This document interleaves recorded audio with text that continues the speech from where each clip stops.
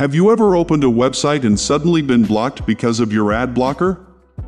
It might feel random, but it's actually a smart system working behind the scenes.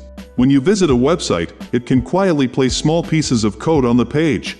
These are not real ads, they are designed to look like ads on purpose. For example, the site might create a hidden element with names like banner ad or ads box. These are names that most ad blockers are programmed to detect and remove. It may also try to load a fake file, something like ads.js, which again looks like an ad-related script. Your ad blocker sees these elements and immediately blocks or hides them, thinking they are real ads. After that, the website runs a quick check using JavaScript.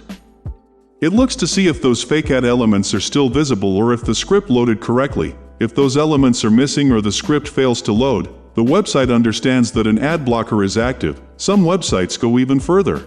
They monitor whether requests to real ad networks, like Google Ads, are missing, or they check how certain parts of the page load. If something doesn't behave as expected, it confirms ad blocking. All of this happens within seconds, using code that is already built into the website. Once the site detects an ad blocker, it may show a warning message, ask you to disable your blocker, or even restrict access to the content until ads are allowed. In simple terms, the website is setting a trap, and if your ad blocker triggers it, the site knows immediately. If you found this video helpful, please like the video and subscribe to the channel. I'll see you in the next video. Thanks for watching.